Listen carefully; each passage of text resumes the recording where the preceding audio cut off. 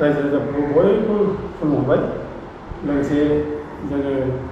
खौरां बुथुमगिरि बिथांमोनखौबो जोङो बरायना लाबाय फैगौ बिटिसिनि बिसायख'थिखौ लानानै दुलाराय बर' फरायसा आफादनि आफादगिरि दिपेन बर'आ मोनथाम खोथा बुंदोंमोन बे जाहैबाय फार्स्टआव हाग्रामा ओनसोलखौ बिटिसि एकर्ड इमप्लिमेन्ट खालामनो थाखाय 17 बोसोर एबसुआ समाय होदों सुजुग होदों 2 नम्बराव जाहैबाय बे बिटिआर एकर्डखौ इमप्लिमेन्ट खालामनो थाखाय बोसोरबाया जथेस्थ' नङा प्रमद बर'नि थाखाय बेनिखायनो प्रमद बर'नो आरोबाव बोसोरबा सुजुग होबावनांगौ बे ग्राउन्डआव एबसुआ इउपिपिएलखौ फैगौ बिसायख'थियाव समर्थन होदों होननानै बिथाङा बुंदों दा बे बुंनाय बाथ्राखौ लानानै जोङो दिपेन बर'नाव माखासे सोंलु जों सोंनाय जादों माखासे खेंफोरथिबो होदों दा दिपेन बर'आ जोंनि जायनाखि सोंलु बे सोंलुखौ मोनसेबो मोजां होआखै बिथाङा सोंलु होनायनि बादै ओरैनो उदाव उदाव बाथ्रा बुंलादों उदाव उदाव बाथ्रा बुंनायनि गेजेरजों बिथाङा जोंखौ माने क्रेडिट लानो थाखाय बाथ्रा बुंदों होननानै बिथाङा बुंदों आरो लोगोसे एबसुनि बेरेखा बाथ्रा बुंनायनि थाखाय एबसु बर्डआ मावग्राफोरखौ नागारनाय जानाय नङा आरो सहायनाय जानाय नङा बेबायदि बाथ्रा बुंनानै वार्निं स्वरुप बे बाथ्रा बुंनाय जादों दा जों लुबैदों बिथाङा नैबे क्रिटिकेल टाइमाव जाथिनि बे अलखद टाइमाव सैथो बाथ्राखौ बुंनाय रायजोनि खेंफोरथि होनांगौ बुंनांगौ बेखौ फंसे खोथा बुङाखै दा बेखायनो उदाव उदाव बाथ्रा बुंदों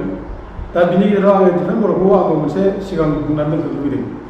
दा दिपेन बर'नि जायनाखि मावनाय जाथिजों सोमोन्दो गैयै हारिनि एबाजों सोमोन्दो गैयै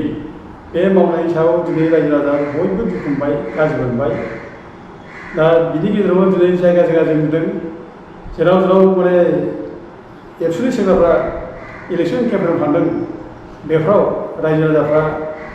एबसुनि सेंग्राफोरखौ होबथानाय जों बेखौ नुदों आरो इभेन जायगा जायगा माने एबसु हाबनायखौ नो एन्ट्रि मोनसे पस्टार खालामनानै लिरनाय जों नुदों दा बे मानो जादों एबसुनि सायाव दिनै मानि थाखाय खुलिदों दिनै बेखौ दिपेन बर'आ रियेलाइज खालामाखै रियेलाइज खालामनायनि नागारै दिनै उल्थासो बे माने गावसोरनि भुलखौ बुंब्ला वार्निं होदों सिदों जाहाथे गावसोरखौ माने गिनानै सिरि थायो जाहाथे गावसोरनि सायाव जेबो बुंनो हाया जाहाथे गावसोर जेखि मावा बेनो राइट जायो बे बाथ्राखौ बे बुंनो नागिरदों बेखायनो दिनै बे गावनि प्रेस स्टेटनि गेजेरजों जों जायनि सोंदोंमोन बेखौ बे बुङाखै दा दिपेन बर'खौ आङो उल्था मोनसे साबधान होयो दिनै जे दिपेन बर'खौ दिनै बयबो मिथिखाबाय जे इउपिपिएल दालालि इउपिपिएलनि एबसुनि इउपिपिएल बेबायदि मोनसे दिनै दिपेन बर'आ माने बर' फरायसाफोरखौ बाहायगासिनो दं बदनाम खालामगासिनो दङ बे दालालि हिसाबै दिपेन बर'खौ जों बयबो मिथिबाय दा बेखायनो बेखौ दिपेन बर'खौ दिनै साबधान होनाय जायो नों एबसुआव सानसे थागोन दिपेन बर'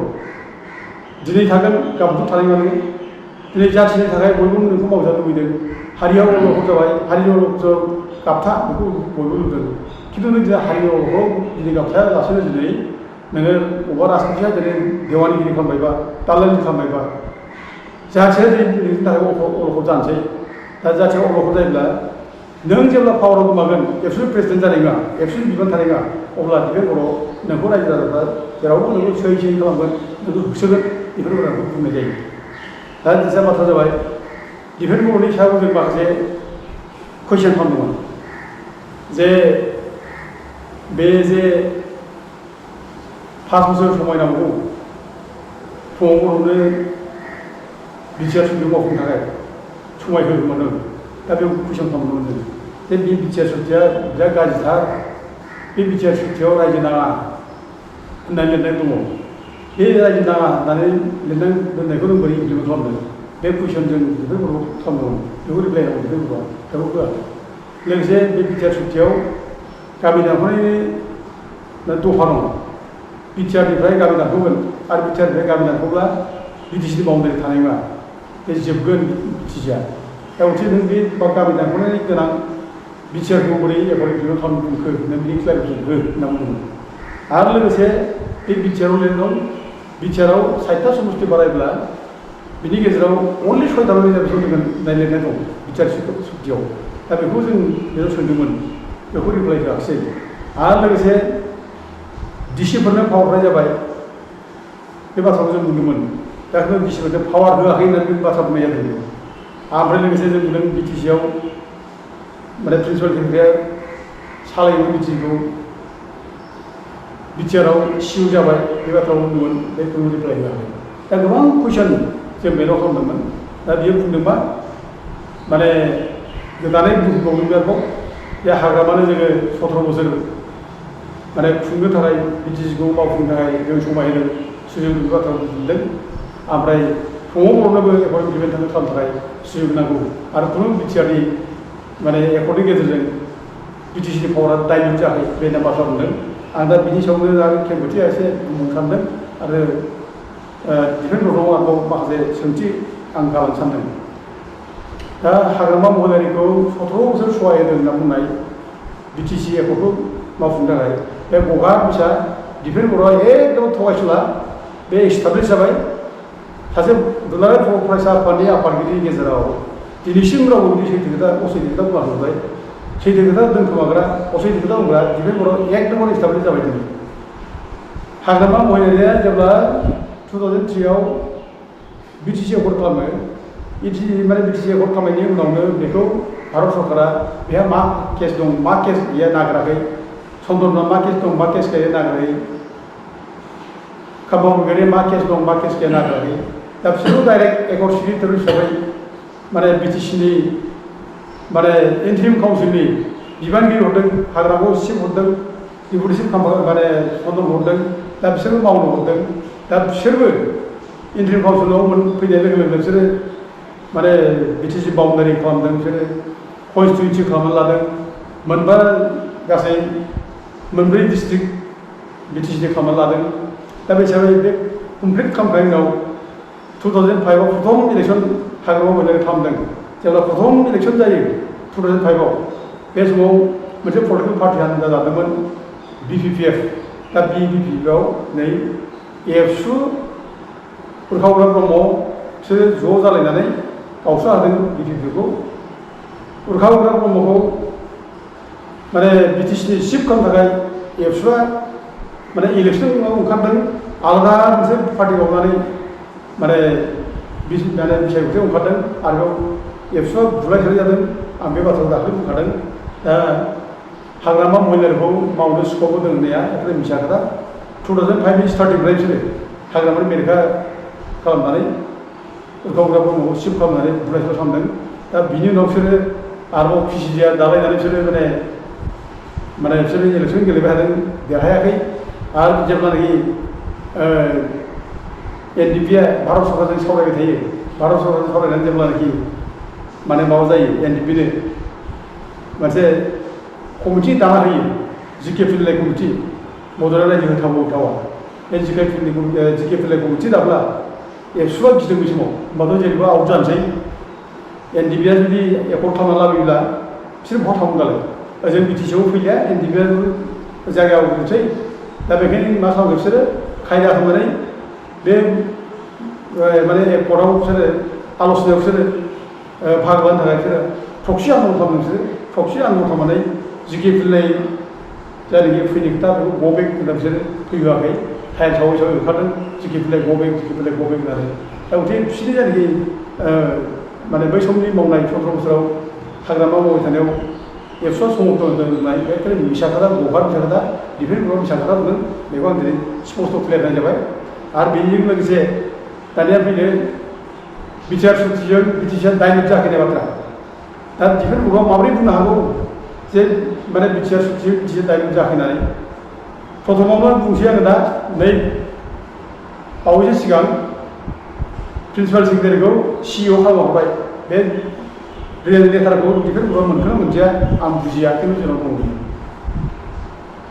बिटिसिनिफ्राय गासै 16टा डिपार्टमेन्ट हरनाय बे लेटारा जोंनाव दङ डिफेन्स बर्डआव मोनखोना मोनदिया आं बेखौ बुजिया खिन्थु जेब्ला जों रायबाय थायो मानो बिटिसि पावार हरखो डिसिनो मानो पावार हरखो डिसिआथ' आसाम गभर्नमेन्टसो जों जेब्ला जावले रायबाय थायो हमबाय थायो अब्ला बिटिसिनिफ्राय स्वयं बर'आ गावनि सिगनेसाराव बे माने डिस्ट्रिक्टनिफ्राय पावार बिफिननायखौ बे लेखायावहाय खिथिहरदों दा डिफेन्स बर्डआ बेखौ मिथिना मिथिया आरो मिथियाबा बिथाङा लाजिनाया मोजां आरो मिथिगौब्ला बिथाङा बिदि फिसा खोथा बुंनो आरोखि दा बे दायलट मानो जाखै जाखो नों डिसिया बोरै माने बिटिसिनि माने बिबानगिरि जानांगौ आरो नोंनि एकरावनो दंखायो रोखा रोखा बिटिआरनि 4.6आवनो रोखा रोखा लिरनाय लाबोदों जे डिसिफोरनो पावार हरनाय जागोन गोहो हरनाय जागोन आरो डिसिफ्रा पावार मोनब्ला डेभेलपमेन्ट खामानिखौ मावफुंनायनि गेजेरजों बे रिपर्टखौ चिफ एक्जिकिउटिभ अफिसारनि गेजेरजों सिइअनो होनाय जागोन होननाय बे रोखा रोखा 4.6 होलायनाय दं बेखौ नों बहा दोनहरनानै दिन्थिबोगौलाय मानो मिसा खोथा बुंखो बेथ' सैथोथार एखेबारे दा अब्ला नों बोरै बिटिआरनि सुक्तिजों पावार डाइलट जाहैनानै बोरै बुंगोन बिटि पावार डाइलट जाहैनानै आरो नायनानै नों बे बिटिसिनि जायनाखि माने अफिसियेल लेंगुवेज बिटिसिआव अफिसियेल लेंगुवेजआ बर' भाषामोन दा बे अफिसियेल लेंगुवेजखौ बोखारनानै दाना दा दाखालि माने 14 एप्रिल खालि आसाम गभर्नमेन्टआ बेयाव हरबाय असमिया रावा अफिसियेल राव जाबाय होनना हरबाय अब्ला मानो डाइलट जाखै जाखो नोंनो अफिसियेल रावाबा माखो दिनै एस'सियेट राव होनना हरबाय बिटिसिआव बर' रावखौ दा अब्ला नों मानो डाइलट जाखै जाखो बे खेत्रआव डिफेन्स बर्डआव मानो सिरि जोंथ' बुंनाया लुबैदों बेखौ मानो सिरि थादों जों बुंबाय थादों डिफेन्स बर्डआव मानो सिरि आरो इभेन सारा आसामावनो जेसेबां जिल्लाफोर दं बेफोराव 2020नि जायनाखि लेंगुवेज पलिसि बे बादियै बर' रावखौ एस'सियेट अफिसियेल लेंगुवेज खालामखाबाय खिन्थु नै लेटेस्ट दाखालि आरोबाव बे 14 एप्रिल खालि आसाम सरकारा बेखौ बोखारनानै असमिया रावखौ सल मोनसे एस'सियेट अफिसियेल लेंगुवेज खालामना होनाय जाबाय अब्ला बे बिटिआर सुक्तिजों मानो डाइलट जाहैनानै बोरै बुंनो हायो डिफेन्स बर्डआ बेफोरखौ दिनै डिफेन्स बर्डआ मोजाङै क्लेरिफिकेसन होनांगौ आरो लोगोसे बेखौ बुंनो लुबैदों जे सेमोन मोनसे माने एमएलए समस्तिनि टेलिमेट्रि जादों बिटिसि एरियानियावबो जादों बे एमएलए समस्तिया दा बे एमपिआवबो जादों दा बिटिसि एरियायाव गासै 15टा एमएलए समस्ति बानायदों दा बिटिसि 6 शेड्युलनि नियम बादिबा बिटिसि एरियायाव बेसेबां कनस्टिटुएन्सि बानायगोन बे समस्ति बानायब्ला बेयाव ट्राइबेलफोरनि रिजार्भ जायो गासैबो बेमोन खिन्थु बेयाव मा खालामदों बिटिसिआव 15टा रिजार्भेसननि माने माबा जानांगौ बादै 15टा सिटनि गेजेराव मा खालामदों अनलि 6खौल' जोङो रिजार्भ खालामदों 6टा सिट 6 सिट्स ट्राइबेलफोरनि थाखाय रिजार्भ खालामनानै होदों बाखि 9टाया अब्ला जेनेरेलफोराव हरनाय जाबाय अब्ला बोरै जाहोननिया जेराव ट्राइबेलफोरनि थाखायसो 6 शेड्युला रिजार्भ जानांगौमोन खिन्थु बिनि उल्था दिनै ट्राइबेलफ्रा 6टाल' सिट मोनबाय 9टानो दिनै माने अनागरखौ होनाय जाबाय अब्ला बे माने जोंनि 6 शेड्युला डाइलट जायाखै दा बिदि बादिबो नोङो एमपि सिट बानायनायाव दरं उदालगुरि मोनसे एमपि सिट बानायनानै जाबाय अब्लासो नों बे दरं उदालगुरि एमपि सिटखौ नोङो बिटिसिनि मोनसे उदालगुरि समस्ति होननानै बानायनो हायो साफिसियेन्ट नङा बे जेराव माने माबा दं एमएलए सेगमेन्टबो दङ जेरावनो डिफु कार्बि आंलं जेराव मोनबा एमएलए सेगमेन्टजों एमपि सिट बानायना होनाय जादों दा जोंनाव नोङो 8था गाहाम नोङो एमएलए माबाजों सेगमेन्टजों नों दिनै उदालगुरि ट्राइबेल एमपि सिट माने खालामनो हाया दिनै जों बेखौ खालामाखिसै दिनै माने बिटिसिनि सिमाखौ एखेबारे दानखावनानै माने उदालगुरि ओमफ्राय मा होनो नङा उदालगुरिजों दरं बिदि माने माबा खालामनानै बिटिसि सिमाखौ बोखावनानै माबा होनाय जाबाय एमपि सिट बानायनाय जाबाय अब्ला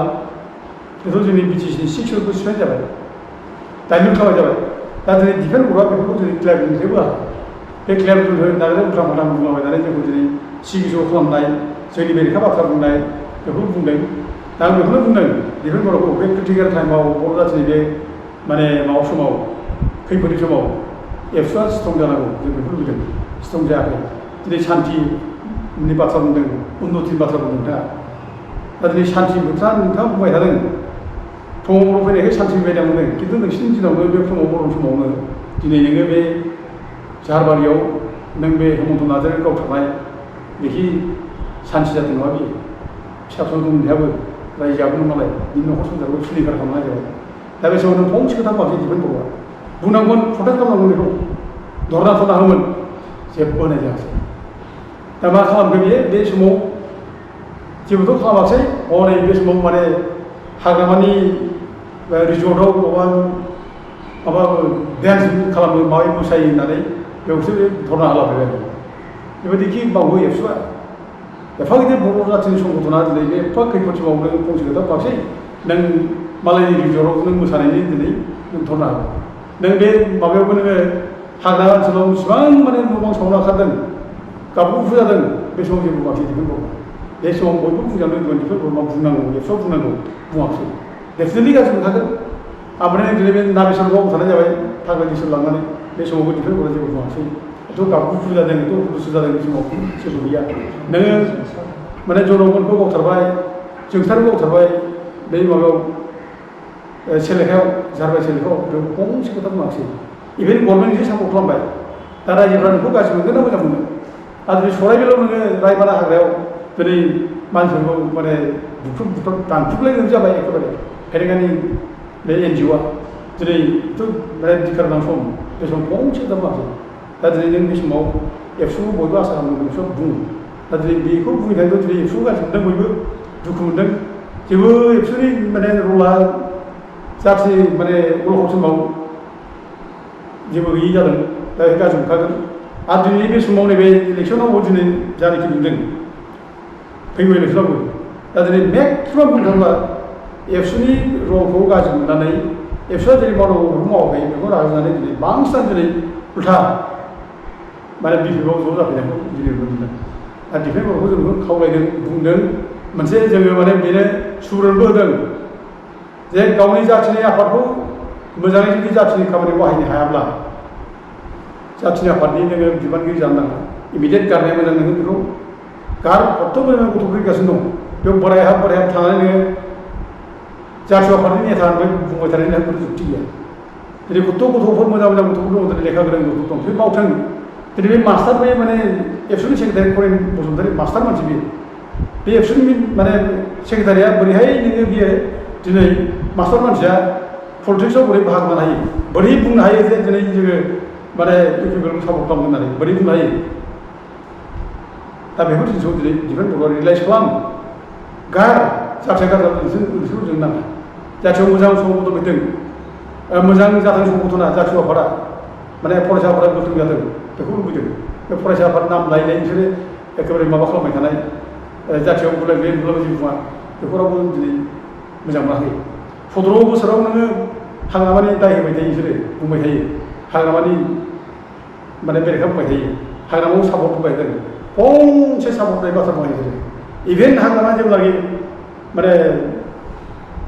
2005आव इलेक्सन गेलेनानै देरहाबोयो बे समाव नोंसोर हाग्रामानि इसेबां माने फैसा फैनाय government scheme central government scheme Assam government scheme फैसा थाङै जादों बिसोरो 10% जादों नोंसोरो 17 बोसोरसिम खांबाय थादों बिसोरो बे फैसा बेसेबां माने खांदों बिसोरो बै कोटि थाखा खांदों बिसोर हिसाब होनो हायो बिसोरो प्रत्येक स्किमनिफ्राय 10,000 माने 10% खांदों बिसोरो स्कुल कलेजनिफ्राय थाखा खांदों बिसोरो फैसा खांदों